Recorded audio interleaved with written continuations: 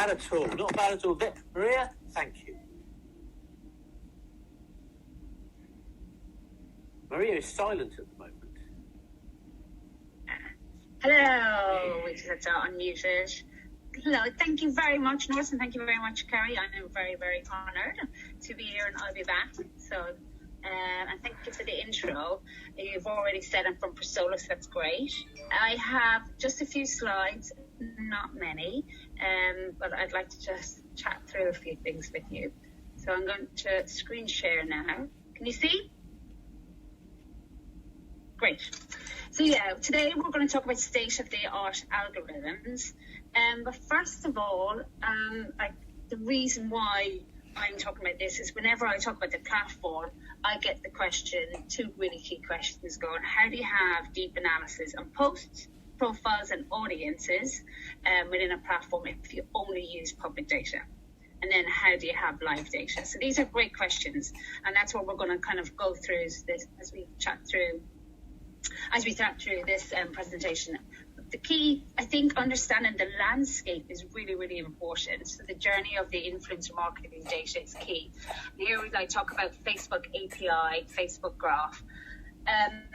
Up until 2008, we could access Facebook API, right? And so there were specialized businesses that if you worked in an agency, you'd actually buy from them, or a platform, you'd buy that data from them. And they had special developers who were really sort of trained in working with the Facebook API and understanding and reporting back on Instagram influencers and their audiences. So you get all that lovely, rich data. And that was great. And then in 2018, Facebook closed the API, and everybody knew it was coming, but everybody thought they had probably a year or two. So there was kind of plans, future gazing, how do we look at that? But they just turned it off like that. Now, what's remarkable is how resilient and how quick digital is, because the industry pivoted really quickly. So now you can still get that information on influencers, but it's not through the API. It's Facebook released their Facebook Graph.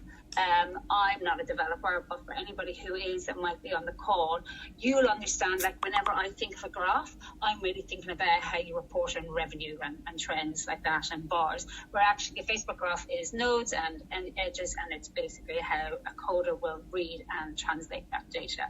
So the big key thing here is Facebook has a data dump from their graph every 6 months, and a lot of platforms, they scrape that data. So whenever you look at the data, you're kind of looking at what would have been information on an influencer 6 months ago.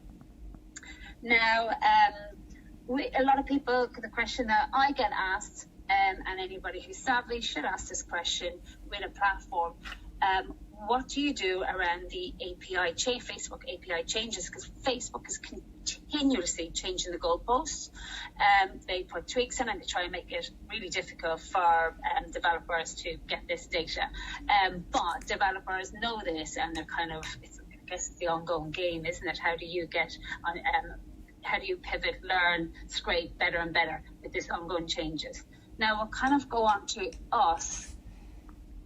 And I've gone forward. Yeah, here we go. Talk about us. The difference here with us is we don't scrape that data, and this is where it gets quite complicated, or not. If you understand algorithms, you'll understand this. But we sit on top of Instagram and Facebook, and we only use public data.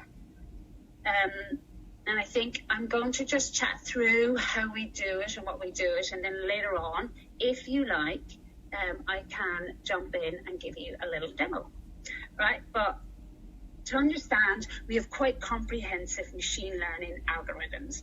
So to explain that in a nutshell, there's a lot to it, but in a nutshell, our data science team have created artificial intelligence-based processes over the course of the last 3 years, or more now actually, but we're well into the 3.5 year, 4 year.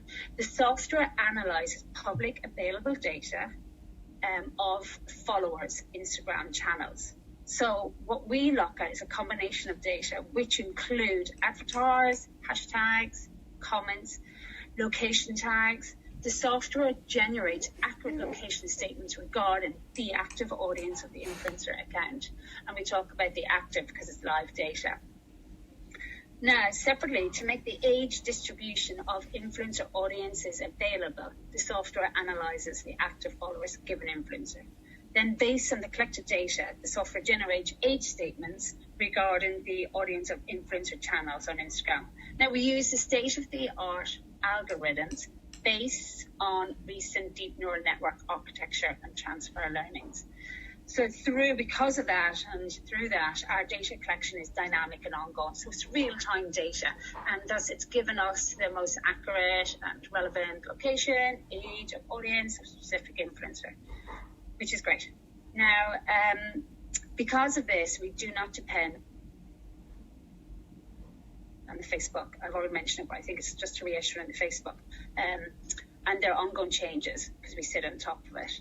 Now, I think it's worth, because we're talking about state-of-the-art algorithms, is to look at things like, to say that we use data sets would be an understatement, right? They are building blocks of deep neural network.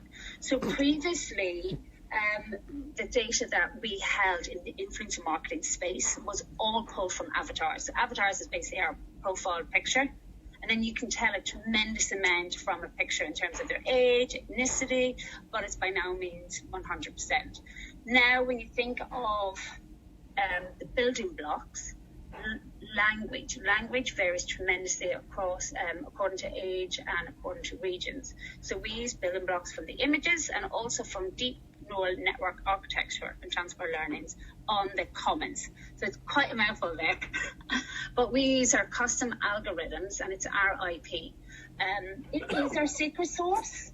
I do get asked, like, for the data sets quite a lot, and we can't give it. But for the purpose of, explaining a little bit more of how we do it, about how the platforms work, there are out there a number of free algorithms that any developer can access, right? And what we do is we use a combination of Google's algorithms, their free Google algorithms, from their open API. So we use this along with a few others, and then we mix it with our own. So we have been fine-tuning our algorithm over the past 3 years. And if you consider AI or machine learning to learn, that's exactly what we've been doing. And this is why we have such deep data. Now, what I think is really important is, how do you fact check that? We work with clients all over the world, and when you know your influencer, you have insight into them anyway, and the data always stacks up, which is really nice. And I've never come across a case where it doesn't translate to be pretty much spot on. That's what's quite fascinating. So with that in mind, should I give you a peek under the bonnet? Well, you need a show of hands, don't you? You need a show of hands. Yeah. Yeah. Okay, that's a yes. Let's go in. Let's have a look at the platform. So this here is the actual platform itself, and this is Persollo.